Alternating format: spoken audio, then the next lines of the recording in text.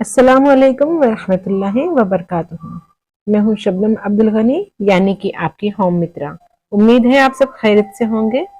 इस अबाया की ट्यूटोरियल का ये फर्स्ट पार्ट है, जिसमें मैं सिर्फ कटिंग करना सिखाऊंगी, वो भी एकदम बिगिनर फ्रेंडली वे में। और पार्ट 2 में इसका स्टिचिंग ट्यूटोरियल होगा, जिसका लिंक मैं डिस्क्रिप्शन और आई बटन में दे दूंगी। ये मेरे अबाया का मेजरमेंट है। बस आप इसी तरह से अपने अबाया के लिए भी मेजरमेंट ले सकते हैं।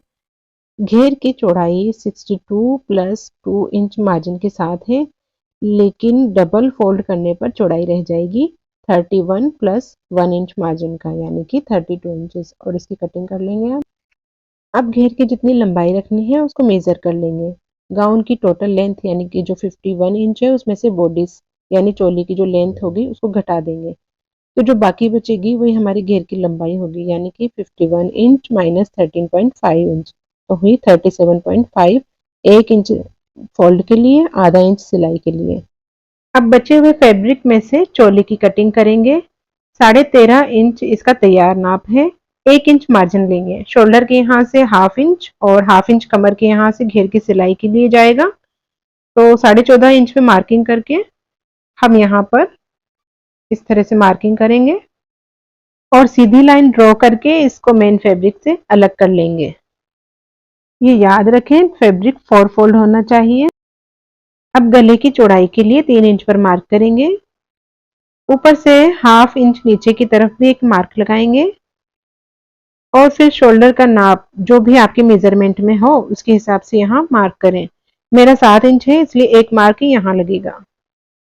अब इस पहले वाले मार्क से इस दूसरे वाले मार्क को क्रॉस करते हुए एक स्लांटिंग लाइन ड्रॉ करनी है।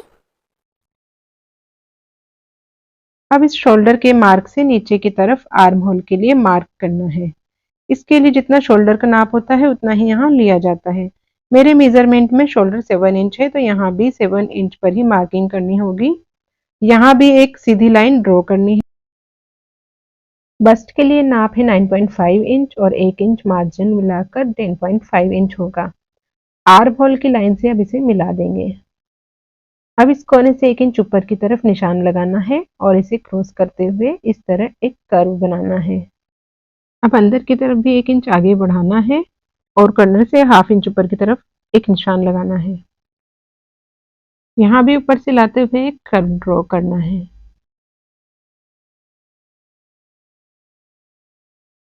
अब वेस्ट की बारी है। इसका नाप 8.5 इंच है। 1 इंच मार्जिन मिलाकर हुआ 9.5 इंच। बस्ट के मार्क से वेस्ट के मार्क को एक सीधी लाइन बनाकर मिलाना है और इसी तरह दोनों के मार्जिन के मार्क को भी मिला देना है। अब गले के लिए जो निशान लगाया था वहां से नीचे की तरफ 3 और 3.5 इंच पर दो मार्क्स लगा रही हूँ। आप अपने अकॉर्डिंग नेक की डेप्थ कम या ज्यादा रख सकते हैं और उनसे इस तरह हॉरिजॉन्टल लाइन ड्रॉ करनी है। अब फ्रंट और बैक दोनों के नेक को कर्व देना है। बस अब इसकी कटिंग कर लेंगे। आर्म होल की कटिंग करते वक्त ध्यान रखें कि ये बैक पार्ट रहेगा और ये फ्रंट का, क्योंकि ये 4 फोल्डेड फैब्रिक है। इस साइड से ओपन और उस साइड से बंद।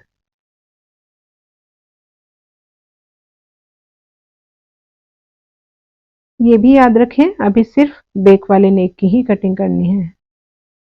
अब इसमें से बैक वाले पार्ट को निकाल कर अलग कर देंगे। इस तरह से इसे अलग रख देंगे और अब फ्रंट नेक और आर्म होल की भी कटिंग कर लेनी है।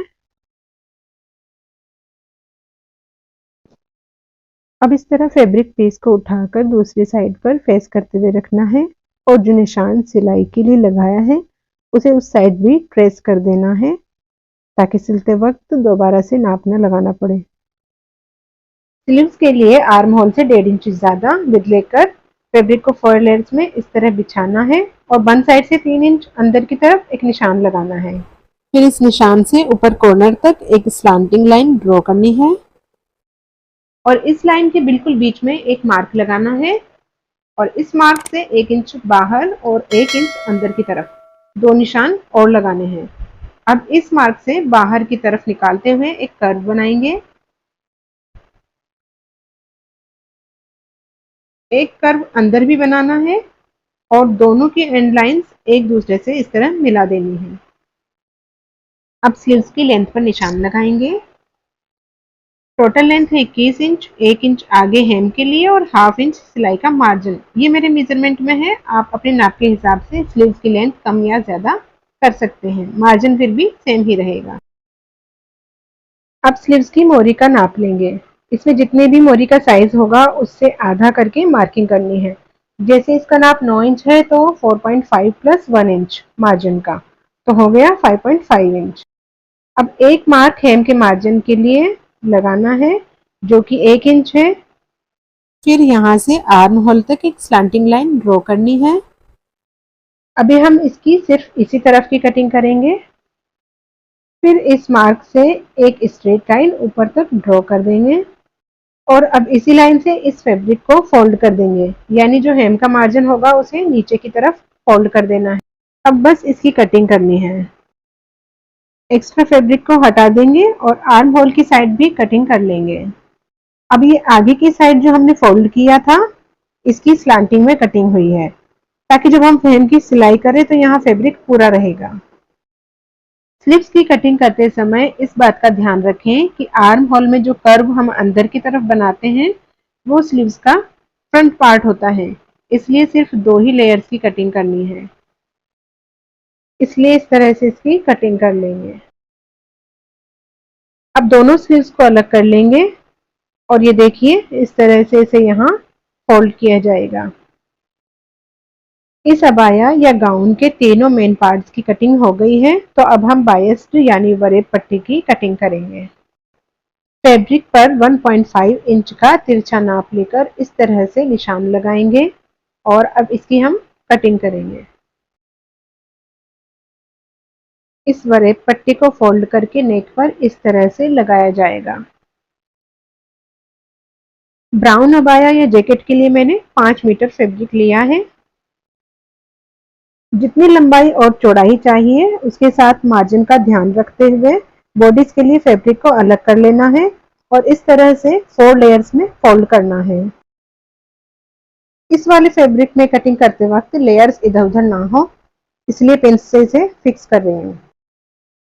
मेरे मेजरमेंट में लेंथ 10.5 इंच है प्लस 1 इंच मार्जिन का। अब इसके शोल्डर्स पर मार्किंग करनी है जो कि 8 इंच है।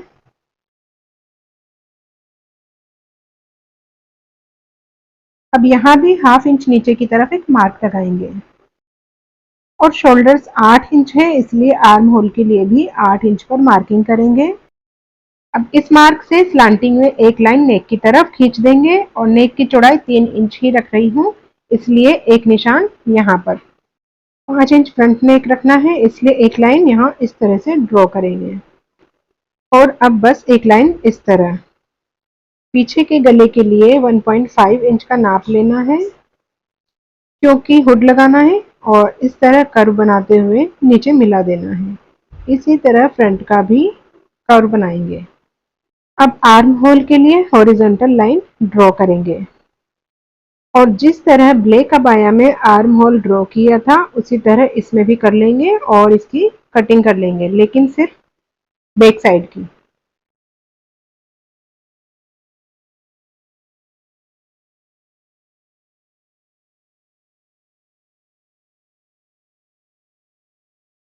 सभी पिन हटाकर बैक पार्ट को अलग करना है। अब फ्रंट पार्ट को फिर से अच्छी तरह पिन करके फ्रंट नेक और आर्म होल की कटिंग करनी है, लेकिन साइड की मार्किंग अभी हमें नहीं करनी है। अब इसमें घेर के लिए 4 लेयर्स में ही फैब्रिक को अच्छे से बिछा लें और इसकी लेंथ को निकालने के लिए टोटल लेंथ में से बॉडीज की लेंथ को घटा देंगे, साथ में 1.5 से 2 इंच भी मार्जिन ऐड करेंगे। फैब्रिक की चौड़ाई हमें पूरी लेनी है घेर के लिए और इस साइड कपड़े का बंद हिस्सा है जहां से ये फोल्ड हो रहा है, इसलिए यहाँ 2 ही लेयर्स दिखाई दे रही हैं, लेकिन मेरे इस साइड पर ये 4 लेयर्स दिखाई दे रही हैं। अब इसके ऊपर की साइड हमने जो बॉडीज की कटिंग की थी उसे रखेंगे, उसके बाद ही इसकी मार्किंग करने के बाद कटिंग करेंगे। इस तरफ से ओपन पार्ट है और इस साइड से बंद, दोनों की बंद साइड को एक साथ रखना है। ध्यान रखें इस तरह से। अब 1/2 इंच मार्जिन नीचे घेर में भी रखना है सिलाई के लिए। अब हम शोल्डर से वेस्ट की मार्किंग कहाँ करनी है उसके लिए निशान लगाएंगे। वैसे ऊपर से 14 या 15 इंच पर निशान लगाते हैं, लेकिन आर्म होल से 6 या 7 इंच पर भी मार्किंग की जा सकती है। अब मैं वेस्ट का जो नाप है उस पर इस मार्क को क्रॉस करते हुए निशान लगा रही हूँ। अब आया लूज ही होते हैं, इसलिए वेस्ट साइज प्लस लूज के लिए मार्जिन प्लस सिलाई का मार्जिन, तो टोटल अगर 40 होते हैं तो उसे 4 से डिवाइड करेंगे तो 10 आएगा। अब सिलाई के लिए एक मार्क यहाँ पर। अब बस्ट के लिए मार्किंग करेंगे। ये पहले से ही लूज रहेगा, इसलिए बहुत ज़्यादा मार्जिन सिलाई में देने की ज़रूरत नहीं है, 1 इंच भी काफ़ी रहेगा। अब बॉडीज और घेर जो यहाँ से एक दूसरे के साथ सिले जाएंगे, इनके मार्जिन को एक को दूसरे पर इस तरह से रख देंगे। अब इस मेजरिंग टेप को या स्केल को रखते हुए हम स्लैंटिंग में मार्किंग करेंगे और सिलाई के लिए बस्ट और वेस्ट के निशान को भी इस तरह से मिला देंगे। अब वेस्ट की जो मार्किंग हमने सिलाई के लिए की है उसे भी इस तरह उस लाइन से मिला देंगे जो हमने अभी बनाई थी। अब यहाँ से नीचे कॉर्नर तक एक तिरछी लाइन खींचकर फैब्रिक की कटिंग करेंगे। ध्यान रखें इस तरफ ओपन पार्ट है और इस तरफ फोल्डेड पार्ट है, और कॉर्नर से अब इसकी कटिंग कर रही हूँ। चौक से थोड़ा और अच्छे से कर्व बना लेंगे ताकि दूसरी साइड की सिलाई भी इस पर रखते हुए आसानी से कर सके। अब फोल्डेड पार्ट्स की भी कटिंग करेंगे। सबसे पहले यहाँ से इन्हें अलग करेंगे। अब इन दोनों में से सिर्फ एक की बीच में से कटिंग करेंगे क्योंकि वो होगा हमारे अबाया का फ्रंट पार्ट। लेकिन पहले हमने जो मेजर की मार्किंग की थी उसे दूसरी साइड पर इस तरह फेस करके ऊपर से अच्छी तरह टेप करें तो ये इस साइड भी नाप ट्रेस हो जाएगा। अब इस निशान को और अच्छे से चौक की हेल्प से डार्क कर लें। साइड कॉर्नर से नीचे से 2.5 इंच ऊपर एक निशान लगाएं और इसे फ्रंट के इस फोल्डेड पार्ट से एक कर्व बनाते हुए मिलाएं। अब इसकी भी कटिंग कर लें। अब इन दोनों में से बैक पार्ट को अलग कर देंगे और फ्रंट पार्ट के बीच से इसके फ्रंट की कटिंग करेंगे। इसकी कटिंग बहुत ध्यान से करनी है। कटिंग करते वक्त थोड़ा भी इधर उधर से फैब्रिक को नहीं काटना है, बिल्कुल स्ट्रेट में कटिंग करनी है। ये दोनों मैंने अब अच्छे से कटिंग करके अलग कर दिए हैं। अब बॉडीज के फ्रंट पार्ट की भी बीच से कटिंग कर लेंगे।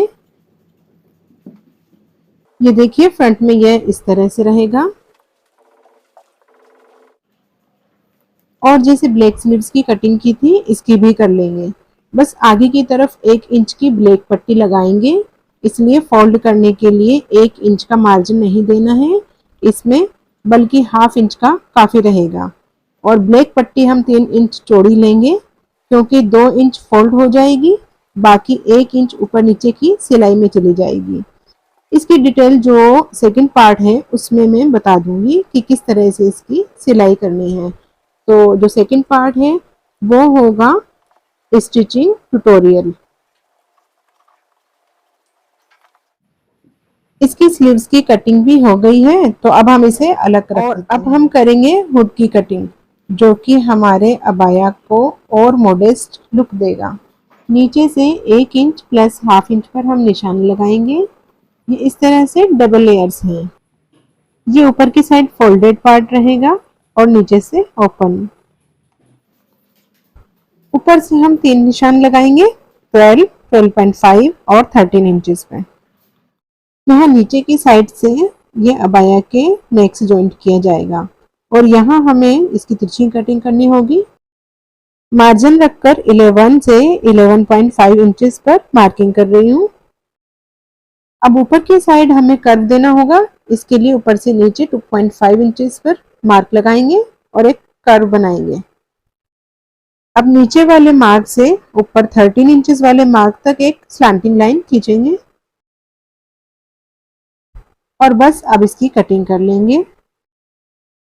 यहाँ नीचे से 1.5 इंच पर मार्क करके एक तिरछी लाइन बनाएंगे और इसकी भी कटिंग कर लेंगे। फाइनली अब हुड की भी कटिंग हो गई है।